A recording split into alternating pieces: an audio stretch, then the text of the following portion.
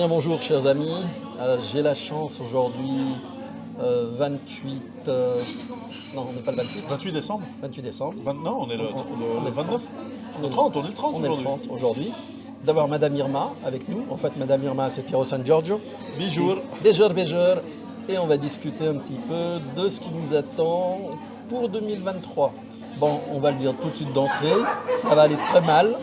Oui, alors tu sais, ça fait plus de 15 ans, même maintenant, bientôt 20 ans que je cogite et que je réfléchis à où est-ce qu'on est en train d'aller. Et cet endroit où on est en train d'aller, il est là, on est arrivé dedans. C'est-à-dire ce que moi j'appelle l'effondrement économique, la grande, ou plutôt la très grande dépression, la très grande récession, je ne sais pas comment on va l'appeler, la crise terminale du 21e siècle. On y est. Tous les clignotants sont en rouge, tous les signes sont là. Alors ça ne se voit pas de la même manière en fonction de votre classe sociale, en fonction de là où vous habitez, en fonction de votre géographie, évidemment. Mais en gros, l'essentiel de ce que j'ai écrit dans mon premier livre est arrivé, est en train d'être abouti. Et on sent l'exponentiel à faire son effet, c'est-à-dire qu'il y a une accélération de tous les événements. Depuis 2 ans, on est quand même passé à travers une pandémie, un test de prison généralisée pour les populations, des médicaments ou des soins douteux, de la domestication poussée pour certains. On voit quand même que, fort heureusement, il y a 30 à 40% des populations qui se révoltent. On voit que les tensions à la fois psychologiques mais aussi géostratégiques pour le contrôle des ressources, elles se déploient sous forme de guerre comme on en voit en ce moment, et pas que celle en Ukraine, il y a aussi des guerres au Moyen-Orient, et on voit une redistribution des cartes par rapport à quels sont les pays qui dominent la finance internationale. La finance, c'est l'argent c'est le nerf de la guerre. On sent que le dollar vacille, on sent que Le yuan commence à prendre. voilà, la plupart des pays en dehors de l'Océania, c'est-à-dire l'Océania, pour ceux qui connaissent, c'est le bloc occidental dans le livre 1984 d'Orwell.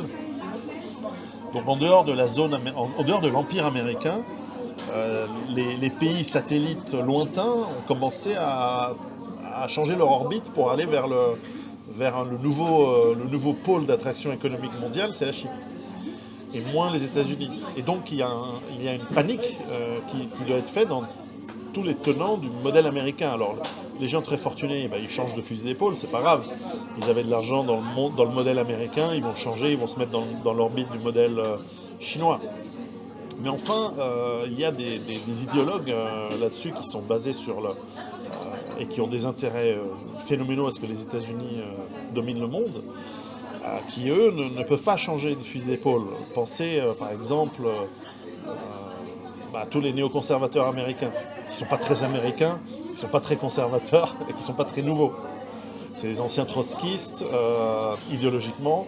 Eux, ils sont liés aux États-Unis, forcément, parce que c'est nos États-Unis qui les financent depuis longtemps. Et eux, aller voir les Chinois, ils se font rembarrer. Les Chinois ne veulent pas entendre parler de ces gens-là. Et donc forcément, ils sont liés à l'expansion de cet empire américain qui vacille. Bref, nous sommes à la fin d'un cycle très long, et de cycles plus courts qui sont à l'intérieur de ce cycle plus long. Alors le cycle long, c'est la grande et fulgurante domination du monde par l'Occident. C'est un cycle qui a commencé au XVe siècle et qui se termine. On a aussi un cycle plus court, le cycle de la modernité, la croyance, la foi dans le progrès. C'est un cycle qui a plus ou moins commencé au XVIIIe, à la Révolution française, l'aspect proto-bolchevique de la Révolution française qui est en train de s'achever, avec la fin du socialisme, la fin du communisme, qui a abouti mais qui se termine, parce qu'il y a encore du communisme dans des pays comme la France, comme l'Albanie, enfin non, pas l'Albanie, la France, un petit peu l'Angleterre, enfin voilà. On a la fin de cycles beaucoup plus courts, comme celui de l'euro ou de l'Union européenne. Ce sont des systèmes en faillite. Et puis on a la fin de l'Empire américain qui a débuté en 1911, enfin, avec la création de la Réserve fédérale et la Première Guerre mondiale, pour faire simple. Et donc c'est des bouleversements intenses. visiblement en Europe particulièrement, on n'est pas préparé. On est complètement endormi. On a la vieille génération qui ne pense que à garder ses retraites pour aller faire des croisières et dépenser son fric. La génération en dessous, c'est-à-dire la nôtre, la tienne, la mienne, qui en gros se dit putain merde, comment ça va se faire, mais au moins on a une vie, on a déjà une vie un peu derrière nous. Et puis les nouveaux, les jeunes, soit ils sont complètement paumés dans le divertissement, dans les téléphones, dans la pornographie et les conneries, ou qui se rend compte et qui pète un câble, parce qu'il se dit l'avenir c'est de devenir pute pour des Chinois, mercenaires, enfin qu'est-ce qu'ils peuvent devenir pour ceux qui peuvent, hein, évidemment physiquement. Parce que la plupart c'est des petites grosses aux cheveux bleus. Donc forcément, l'avenir est compromis. Et alors, s'il y a quelque chose qu'on va regretter de l'Empire américain, c'est qu'il y avait quand même une certaine forme de, je dirais pas de bienveillance, mais de tolérance au confort et à des populations qui vivent bien et à la paresse. Tandis que les Chinois, alors ils n'ont aucun... Ah non. Non, ils vont te bouffer hein, physiquement si tu fous rien. Ah, ils sont coriaces. Hein. Bah, du reste, en Espagne, dans les discussions que j'avais eues avec des entrepreneurs, ils préféraient bosser avec des Chinois parce que les gars sont des bosseurs. Ils viennent pour faire un truc, ils le font de A à Z et ils ne posent pas de problèmes, de revendications, de te faire chier un maximum. Ah ben non. Et il y a un autre point qu'il faut soulever que les gens ne connaissent probablement pas. Si on prend la Corée du Sud, Séoul et compagnie, où il y a énormément de troupes américaines qui sont stationnées là-bas, en fait, donc les troupes de l'Empire sont payées par les pays où elles sont installées. Bien sûr. Et ça, les gens ne le savent pas. Ah, oui. Donc avec la chute économique qui est en train de se produire, est-ce que ces pays pourront continuer à les payer? Et sinon, enfin la réunification avec la libération par la Corée du Nord. Bah, dans l'anecdote Corée du Nord, j'étais à l'hôpital il y a quelques jours. Et puis, il y avait un monsieur qui était malade, un coréen du Sud. Et il voulait prendre un taxi pour rentrer, il ne savait pas, je l'ai aidé. Puis j'ai dit, ouais, mais je vais vous montrer quelque chose. Je lui ai sorti les photos que j'étais avec les Coréens du Nord. Il s'est barré, il était terrorisé, le pauvre. En fait, les gens, c'est là qu'on se rend compte qu'il y a tout un lavage de cerveau, mais qui se fait au niveau planétaire. Bien sûr. Les gens ne réagissent pas. Par le cinéma, par l'éducation, par les parents même, par les amis, par le conformisme. On discutait tout à l'heure que nous avons des dirigeants qui sont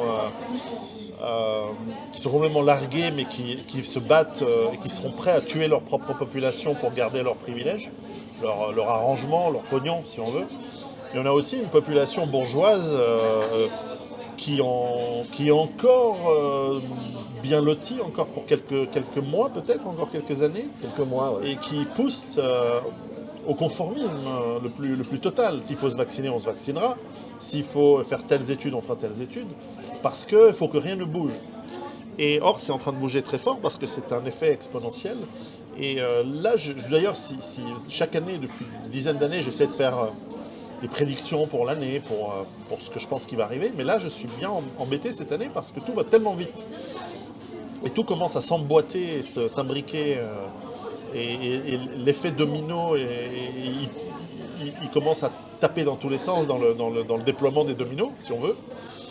En fait, on n'arrive plus tellement à prévenir ce qui va arriver, d'autant que quasiment aujourd'hui, à n'importe quel moment, il va y avoir une guerre nucléaire. Ah oui. Je veux dire, ça peut être demain matin, dans 5 minutes, dans un mois, on n'a aucun moyen, et puis personne ne nous préviendra avant, forcément.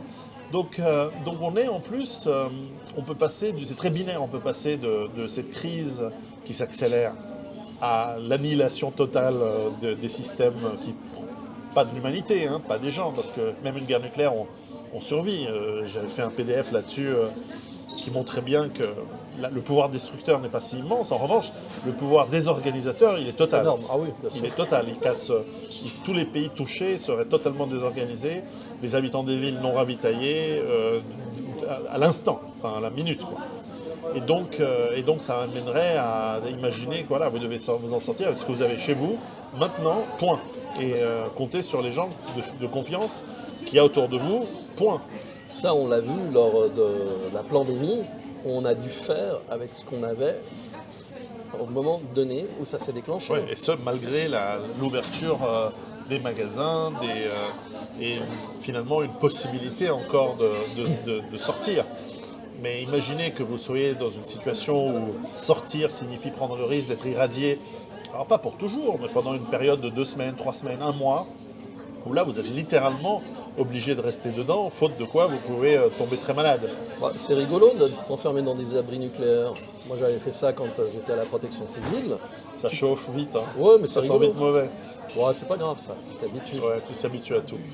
Mais ce qui est dur à gérer en fait, c'est les réactions comportementales. Bien sûr. Parce que les gens vont très rapidement péter les plombs.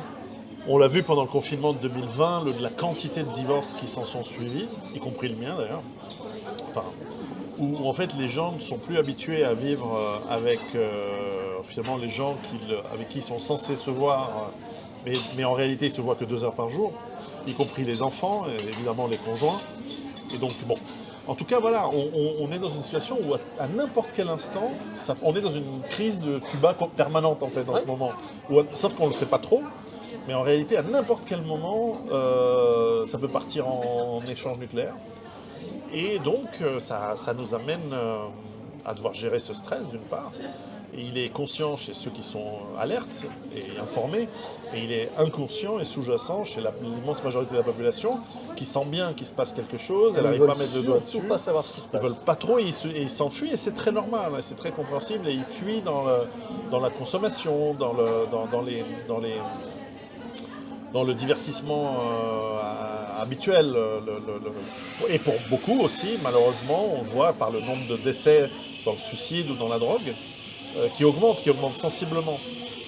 Et tout ça dans un contexte où de plus en plus de manière visible, les castes dirigeantes, elles nous sont hostiles, elles sont hostiles à la population.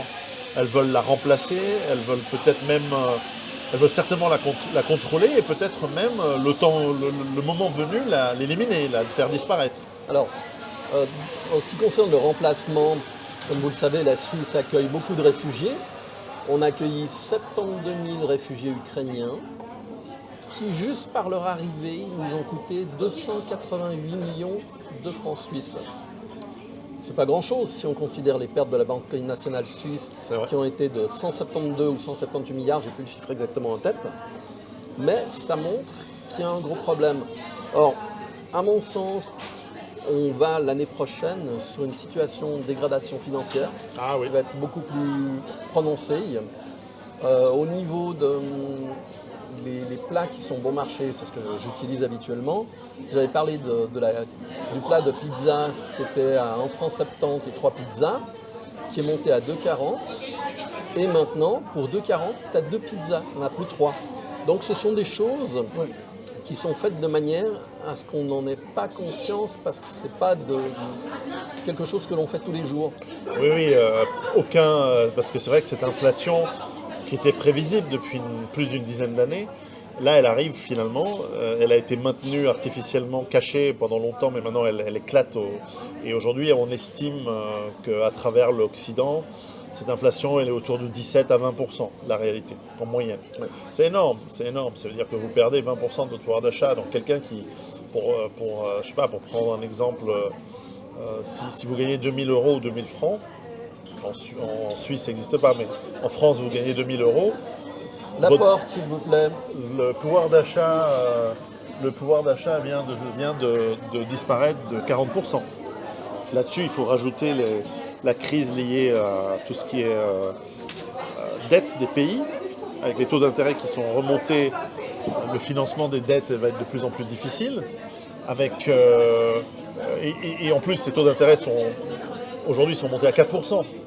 4%, c'est pas 17%. Non. Donc c'est pas avec ces misérables pourcentages d'augmentation qu'on va réduire l'inflation. En revanche, on va juste étouffer la capacité des petits propriétaires de maisons qui se sont endettés avec des taux variables, qui ont profité des taux très bas des 10-15 dernières années, qui se sont endettés, qui à 4% n'arrivent plus à tourner. Déjà que leur argent paye de moins en moins de biens, donc ils n'arrivent plus à remplir le caddie. Et en plus, ils n'arrivent pas à payer leur maison, donc ils vont se retrouver à la rue. Et donc, ils vont se faire spolier. Et comme dit un de mes amis depuis 45 ans que je le connais, et il le dit depuis 45 ans, ils disent les crises sont des systèmes pour que l'argent quitte les pauvres et qu'il retourne là où est son domicile, sa vraie place, c'est-à-dire chez les riches. Cela dit, j'ai un bémol là-dessus, c'est que même les riches vont être impactés par cette révolte, par cette crise avec des révoltes inévitables, parce que contrairement à des crises financières comme 2008, ou même la crise de 1929 qui finalement a été résorbée par les grands travaux, une politique keynésienne et finalement la guerre, la Deuxième Guerre mondiale. Aujourd'hui, la guerre devient soit c'est une guerre totale et qui est destructrice à un point où après il n'y a plus de système financier, il n'y a plus de riches ou de pauvres, c'est est-ce que tu es irradié ou tu n'es pas irradié, est-ce que tu as de quoi bouffer ou pas. Et donc dans ce cas-là, les riches, quelqu'un qui est riche, qui a une superbe maison, un coffre-fort rempli d'or et peut-être plein d'argent en bourse qui ne vaut plus rien, ben, sa maison, il va se la faire bouffer et il va se la faire prendre par les gens autour de lui. Donc en fait, ça n'arrange pas non plus les riches. Donc je pense qu'ils n'ont pas intérêt à ce que ça aille trop loin. C'est pour ça qu'on veut nous contrôler. C'est pour ça qu'il y a cette tendance au contrôle total, et peut-être même à l'empoisonnement d'une grande partie de la population. Là, je ne sais pas si tu as vu, mais il y a 3 jours est sorti un rapport du ministère de la Santé australien qui a bien été obligé de montrer que les employés de Pfizer Australie ont reçu des lots de piqûres spéciaux qui ne sont pas les mêmes qui ont été donnés à la population. Et parce qu'il y a eu évidemment procès, c'est pour ça qu'ils ont été obligés de l'avouer, eh bien ils ont montré que l'analyse de ces lots montre que c'était des lots quasiment inertes. En fait, il n'y avait pas de piqûre spéciale. Alors pourquoi ? Donc ils l'ont su avant. Donc voilà. Et donc on voit qu'il y a anguille sous roche, là. Il y a vraiment une planification au mieux et au pire, vraiment malveillance. Quitte à choquer tout le monde, les 5 milliards d'individus qui sont passés au tourniquet, ça fera ça de moins à gérer. Hein. En partie. Mais en tout cas, s'il y a une industrie qui va continuer à tourner, c'est l'industrie pharmaceutique. Hein. Ouais. Parce qu'il va falloir les plus ou moins, ces gens-là, à part ceux qui se laissent mourir, les gens vont faire tout pour pouvoir se soigner. Et donc, ils vont... Parce que c'est pas juste je vais acheter une piqûre supplémentaire. Non, c'est pas ça. C'est qu'ils vont avoir besoin de soigner leur système immunitaire, les maladies qu'implique un système immunitaire affaibli. Donc ça va du rhume aux fièvres, à toutes sortes d'organes qui fonctionneront moins bien, etc. Donc là, on rentre dans un affaiblissement physique de la population qui, à terme, signifie une baisse de la population. Qui s'accélère, parce qu'il y aura une baisse de la population aussi par d'autres... On parle par exemple de la famine depuis une année. Bon, on se rend compte que heureusement le système il est encore résilient. On a des stocks, mais ces stocks ils s'épuisent. C'est comme le gaz, pour parler de l'énergie, pour rajouter encore une poutre sur le dos du chameau. Aujourd'hui, en Europe, on est en train de vider toutes les réserves énergétiques qu'on a. Aux États-Unis aussi. Les États-Unis ont réduit d'1/4 leurs réserves stratégiques, c'est énorme. Lorsqu'il y a plus, il n'y a plus. Hein.